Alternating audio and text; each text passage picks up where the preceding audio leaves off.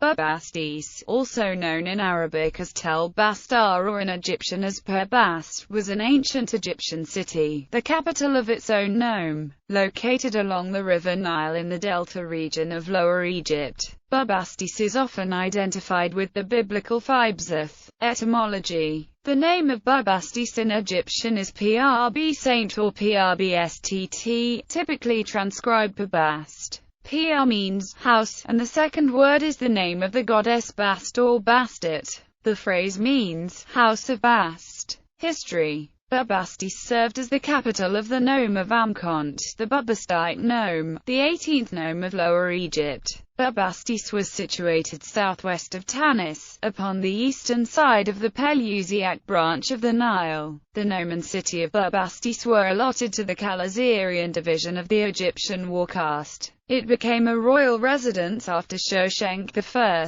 the first ruler of the 22nd dynasty, became pharaoh in 943 BC. Bubastis was at its height during this dynasty and the 23rd. It declined after the Persian conquest by Cambyses II in 525 BC, which heralded the end of the site 26th dynasty and the start of the Achaemenid dynasty. The 22nd dynasty of Egyptian monarchs consisted of 9, or, according to Eusebius, of 3 Bubastite kings, and during their reigns the city was one of the most considerable places in the delta. Immediately to the south of Bubastis were the allotments of land with which Psammetichus rewarded the services of his Ionian and Carian mercenaries. And on the northern side of the city commenced the canal which Pharaoh Necho II began to go between the Nile and the Red Sea. After Bubastis was taken by the Persians, its walls were dismantled. From this period it gradually declined, although it appears in ecclesiastical annals among the episcopal sees of the province Augusta Manica Secunda. Bubastite coins of the age of Hadrian exist. The following is the description which Herodotus gives of Bubastis, as it appeared shortly after the period of the Persian invasion, 525 BC, and Hamilton remarks that the plan of the ruins remarkably warrants the accuracy of this historical eyewitness. Temples there are more spacious and costlier than that of Bubastis, but none so pleasant to behold.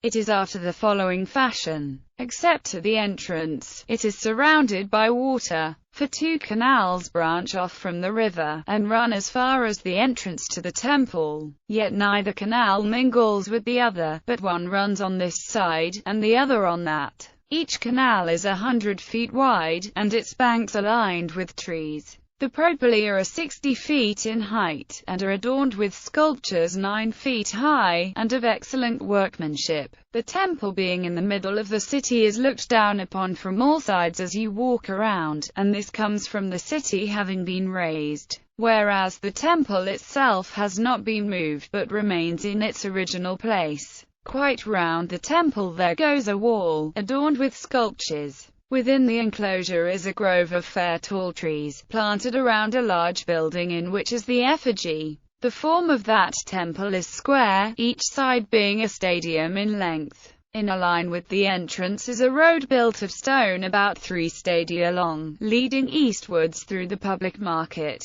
The road is about 400 feet broad, and is flanked by exceeding tall trees. It leads to the Temple of Hermes. Religion. Bubastis was a center of worship for the feline goddess Bas, or even Bubastis, which the ancient Greeks identified with Artemis. The cat was the sacred and peculiar animal of Bast, who is represented with the head of a cat or a lioness and frequently accompanies the deity Ptah in monumental inscriptions. The tombs at Bubastis were accordingly the principal depository in Egypt of the mummies of the cat. The most distinguished features of the city and nome of Bubastis were its oracle of Bast, the splendid temple of that goddess and the annual procession in honor of her. The oracle gained in popularity and importance after the influx of Greek settlers into the delta, since the identification of Bast with Artemis attracted to her shrine both native Egyptians and foreigners.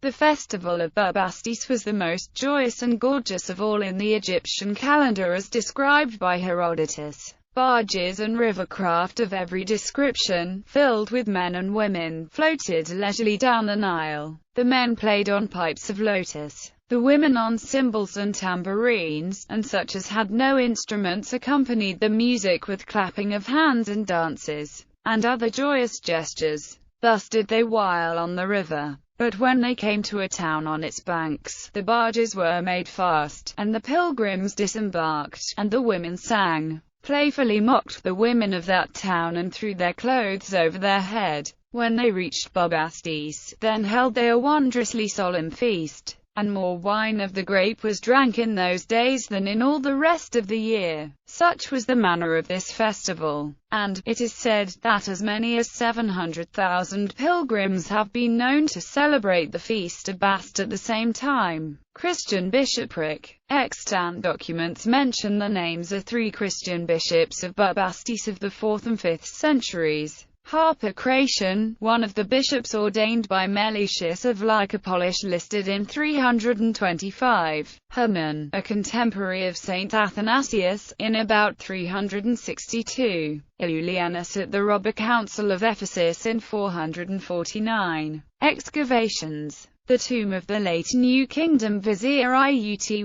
was discovered in December 1964 in the Cemetery of the Nobles of Bubastis by the Egyptian archaeologist Shafik Ferrad. Since 2008, the German-Egyptian Tel Bastar project has been conducting excavations at Bubastis. Previously, in March 2004, a well-preserved copy of the Decree of Canopus was discovered in the city.